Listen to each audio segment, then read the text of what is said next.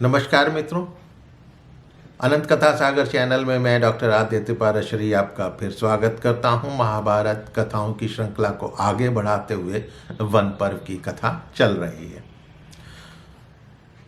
जैसा कि पिछले एपिसोड की कथाओं में हुआ है कि जब धौम्य मुनि तीर्थों की महिमा युधिष्ठिर को बता रहे थे, तभी वहाँ पर लोमश मुनि भी आ गए। सब लोगों ने उनका उठकर स्वागत किया। युधिष्ठिर ने उनके आगमन का कारण पूछा तो लोमश बोले कि एक दिन मैं इंद्र के सभा भवन में गया था। वहाँ आपके भ्राता अर्जुन इंद्र के आधे सिंहासन पर इंद्र के साथ बैठे हुए थे। मुझे आश्चर्यचकित देखकर देवराज इंद्र ने मुझसे कहा, हे मुनि, तुम पांडवों के पास जाओ। इंद्र के आदेश से ही मैं भाइयों समेत तुम्हें यहाँ पर देखने के लिए आया हूँ।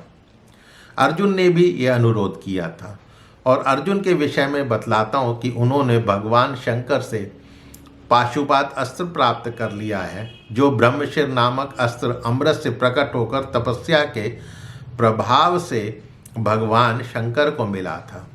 उसे मंत्र, उपसंहार, प्रयाश्चित और मंगल सहित अर्जुन ने पा लिया है।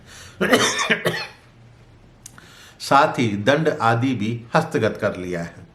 अर्जुन ने यम, कुबेर, वरुण और इंद्र से भी दिव्यास्त्रों का अध्ययन किया है। इतना ही नहीं, उन्होंने चित्रसेन, विश्वासु के जो पुत्र थे, उनसे नृत्य, गीत, सामगान और वाद्य कलाओं की भी शिक्षा प्राप्त करी है। इंद्र ने मेरे द्वारा ये संदेश भिजवाया है कि राजन, तुम्हारे भाई अस्त्र विद्या में निपुण हो चुके हैं और अब वो देवताओं का एक बहुत बड़ा कार्य, जिसे देवता स्वयं नहीं कर सकते हैं, वो सिद्ध करके ही तुम्हारे पास आएंगे। तब तक तुम अपने भाइयों के साथ स्वयं को तपस्या में लगाओ और तपस्या से ही महान फल की प्राप्ति होती है। कर्ण को अच्छी तरह जानता हूँ। वो सत्य प्रतिज्ञ, महापराक्रमी और महाबली है। वो युद्ध विशारद है, महाधनुर्धर है, अस्त्र शस्त्रों का महान ज्ञाता है, श्रेष्ठ है, कार्तिकेय के समान पराक्रमी, सूर्यदेव के पुत्र, शक्तिशाली वीर है। लेकिन युद्ध में कर्ण अर्जुन की 16वीं कला के बराबर भी नहीं है। तुम्हारे मन में यदि कर्ण को लेकर एक भय बना हुआ है तो मैं अर्जुन के लौटने पर उसे दूर कर दूंगा। जब मैं आने लगा तो अर्जुन ने कहा कि आप मेरे बड़े भैया युधिष्ठिर को धर्मानुकूल राजलक्ष्मी से संयुक्त करें। आप पांडवों को तीर्थ यात्रा जनित पुण्य से संपन्न करें। आप दुर्गम स्थानों तथा विषम परिस्थिति में भी उनकी रक्षा करें। तो राजन, इंद्र के कहे अनुसार मैं अर्जुन के अनुरोध पर ही सब प्रकार के भय से तुम्हारी रक्षा करते हुए तुम्हारे साथ साथ तीर्थों में विचरण करूंगा और मेरे लिए ये दर्शन तीसरी बार होगा। ये बातें सुनकर युधिष्ठिर बोले, जब आप ठीक समझें मैं तीर्थों के दर्शन के लिए चल दूंगा। तो लोमेश मुनि बोलते हैं कि महाराज, आप अपने साथ थोड़े ही लोगों को रखिएगा। तब युधिष्ठिर ने साथ के लोगों को कहा कि जो भिक्षा भोजी ब्राह्मण हैं, सन्यासी हैं, जो भूख, प्यास और सर्दी की पीड़ा को सहन नहीं कर सकते हैं, उन्हें लौट जाना चाहिए। जो मांसाहारी हैं और तामसिक भोजन करने वाले हैं, वो भी लौट जाएं। जो पूर्ववासी मेरे साथ राजभक्तिवश चले आए हैं, वो वापस हस्तिनापुर लौट जाएं। उसके बाद युधिष्ठिर अपने अनुजों के साथ थोड़े से ब्राह्मण और लोमश मुनि के साथ 3 रात तक काम्यक वन में रहते हैं। फिर तीर्थ यात्रा के लिए प्रस्थान की तैयारी करने लगते हैं। तो मार्ग शीर्ष की पूर्णिमा व्यतीत होने पर पुष्य नक्षत्र में उन्होंने तीर्थ यात्रा प्रारंभ कर दी। उनके साथ इंद्रसेन आदि 14 से अधिक सेवक रथ लेकर पीछे पीछे चल रहे थे। रसोइये भी साथ थे और उन्होंने पूर्व की दिशा में मुंह करके तीर्थ यात्रा के लिए प्रस्थान शुरू कर दिया।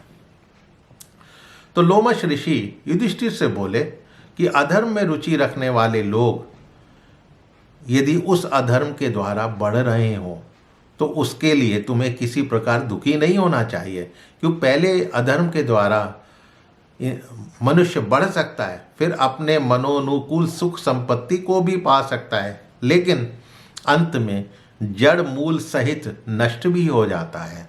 मैंने दैत्यों और दानवों को अधर्म के द्वारा और पुनः नष्ट होते हुए देखा है। देवयुग में देवताओं ने धर्म के प्रति अनुराग किया और असुरों ने उनका परित्याग कर दिया। देवताओं ने स्नान के लिए तीर्थों में प्रवेश किया, परंतु असुर नहीं गए। अधर्म जनित असुरों में, क्योंकि अधर्म जनित जो दर्प होता है, घमंड होता है, वो असुरों में पहले ही समा गया था। दर्प से ही मान और मान से क्रोध उत्पन्न होता है।